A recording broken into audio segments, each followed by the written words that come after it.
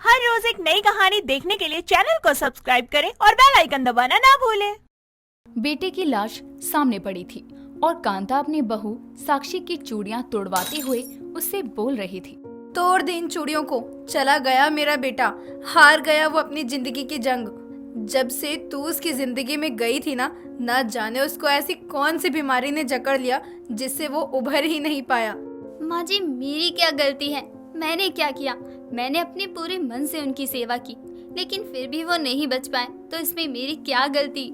साक्षी की बात सुनकर उसका ससुर किशोर उसके पास आता है और उसके कंधे पर हाथ रखते हुए कहता है, अरे बहू, तू सही कह रही है।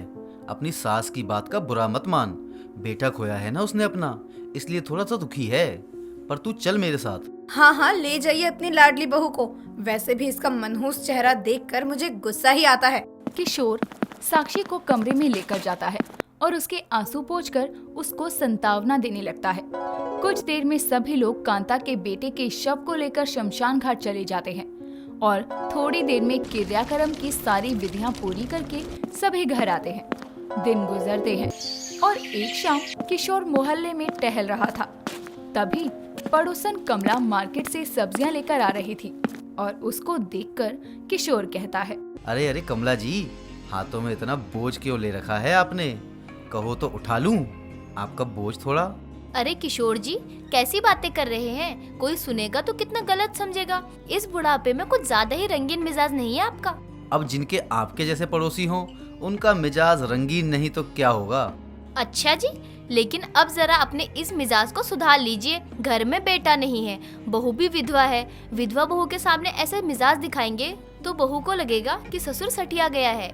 कमला ने इतना बोला ही था कि तभी पीछे से किशोर की बहू साक्षी भी मार्केट से सब्जियां लेकर आ रही थी। उसको देखकर कमला कहती है, जाइए किशोर जी, मेरा बोझ कम करने से पहले अपनी बहू का बोझ कम कर दीजिए। कमला इतना बोलकर आगे बढ़ जाती है। तभी किशोर अपनी बहू से सब्जी का थैला लेकर कहता है, अरे बहू, इतनी सब्जियां लानी हो तो मुझे बोल दिया कर, मैं ले आया करूँगा। किशोर ने इतना बोला ही था कि तभी घर से बाहर कांता निकलती है और अपने पति को अपनी बहू की मदद करते देखकर और उसकी बात सुनकर उससे कहती है, हाँ, क्यों नहीं। अब इसको घर में बैठाकर खिलाएं क्या? और तू चुपचाप घर में जा। कितनी बार बोला है कि अपने ससुर से कोई मदद मत लिया कर। माँ जी, मैं तो बस जा ही रही थी। ससुर जी खुद मेरे पास आए थे। साक्षी सामान लेकर घर में चली जाती है और कांता अपने पति को आंखें दिखाकर अपनी सहेली के घर निकल जाती है।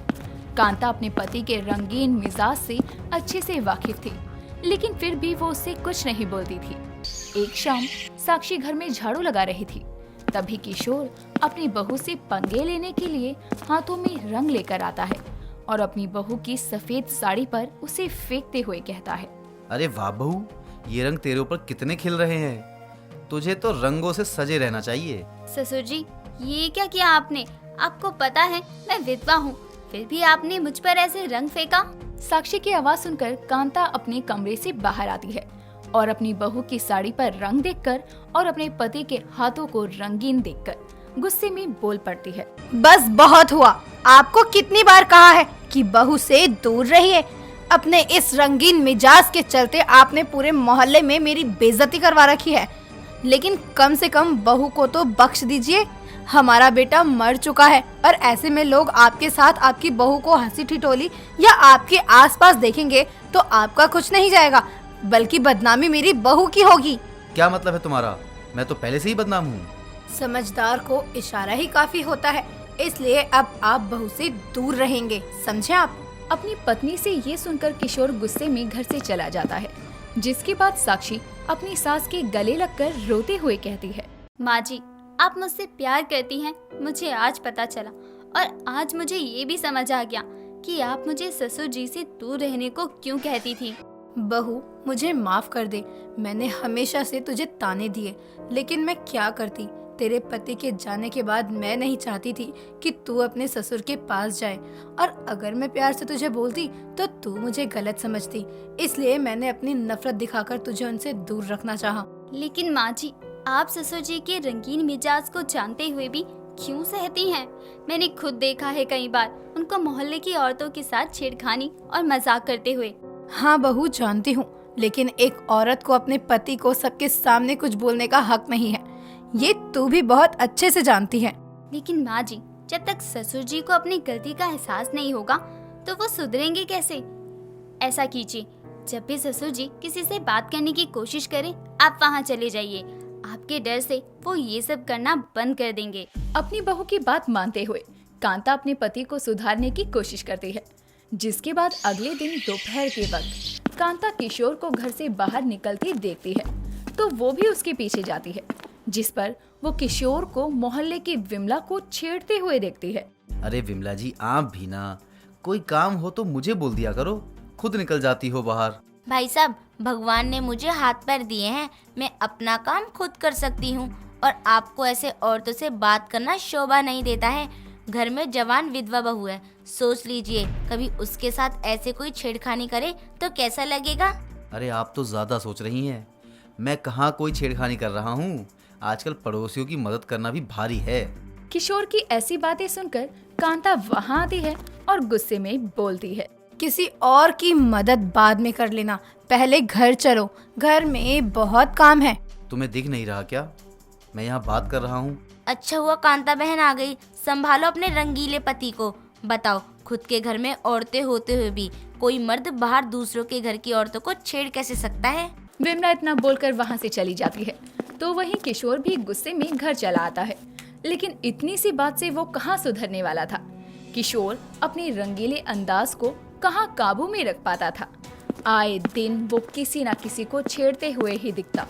ऐसे ही एक दिन जब किशोर अपने कुछ बूढ़े दोस्तों के साथ मार्केट से आती जाती औरतों पर टिप्पणी कस रहा था, तभी उसकी बहू उसके सामने से गुजरती है, जिसे देखकर किशोर का दोस्त माधव कहता है, अरे किशोर, ये कैसी है देखना, विधवा है विधवा। इसको तो हमारे सहारे की बहुत जरूरत है। क्यों जी, अगर आप चाहो तो आपकी बेरंग जिंदगी में रंग भर देंगे हम। क्यों किशोर? चुप कर माधव, जाने दे इसको। अरे क्यों दोस्त, देखना जवान है जवान, ऊपर से विधवा है। मैं तो कहता हूँ क्यों ना हम दोनों अपनी अपनी बीवियों की सौतन बना दे इसको। माधव, बोला ना चुप हो जा, बहू है ये मेरी। साक्षी की आंखों में आंसू थे। वो रोते हुए घर आती है और सब कुछ अपनी सास को बताती है। तो वहीं उसके कुछ देर बाद नजरें झुकाए किशोर घर आता है, जिसको देखकर कांता बोलती है, क्या हुआ? छेड़ा है अपनी बहू को अपने दोस्तों के साथ, कर दिया जमाने भर में उसको बदनाम। अच्छा लग रहा होगा अपने रंगीले मिजाज का प्रदर्शन करके। क्यों, सही बोल रही हो ना? कांता, मेरी बात तो सुनो। ससुर जी, आप मेरी बात सुनिए। आज आपके सामने आपके घर की इज्जत को छेड़ा गया तो आपकी आंखें झुक गईं। लेकिन आप जिनको रोज अपने रंगीले मिजाज के चलते छेड़ते हैं, वो भी किसी के घर की इज्जत हैं। आपके ऐसे बर्ताव से लोग क्या सोचेंगे कि ये इंसान जो बाहर की औरतों से ऐसे छेड़खानी करता है, उसने अपनी विधवा बहू के साथ तो न जाने क्या क्या किया होगा। बहू, बस बहुत बोल ली। मैं ऐसा करने की सोच भी नहीं सकता हूँ। मुझे मेरे घर की इज्जत का ख्याल है। मैंने तुझे अपनी बेटी की तरह माना है, कभी तेरे ऊपर कोई बुरी नजर नहीं रखी। जानती हूँ ससुर जी, लेकिन आपके इस रंगीले मिजाज ने आपकी छवि ऐसी बना दी है कि लोग आपकी बहू को भी बुरी नजरों से देखते हैं। इसलिए कम से कम अब तो सुधर जाइए। आपका बेटा जा चुका है, लेकिन बहू की पूरी जिंदगी पड़ी है। अगर हम आगे उसकी शादी करवाना भी चाहें, तो लोग ये सोचकर रिश्ता नहीं भेजेंगे कहीं इसका चक्कर इसके रंगीले ससुर से तो नहीं। बस कांता, मुझे मेरी गलती समझ आ गई है और आज से मैं तुम दोनों से ये वादा करता हूँ कि मैं अब से कोई भी बुरी हरकत नहीं करूँगा और अब अपनी और अपने परिवार की इज्जत की रक्षा करूँगा। किसी ने सही ही कहा है कि खुद पर बीतती है तब पता चलता है। आज किशोर का रंगीला मिजाज उसकी बहू के लिए भारी पड़ा तो उसको समझ में आ गया कि वो कितना गलत था। इसीलिए वो अपनी सारी बुरी आदतें छोड़कर उन्हें सुधार कर घर के मुखिया की तरह घर को संभालने का फैसला लेता है। दोस्तों, अगर आपको ये कहानी पसंद आई तो इसे लाइक करें, शेयर करें और कमेंट करके बताएं कि कहानी में आपको सबसे अच्छा क्या लगा।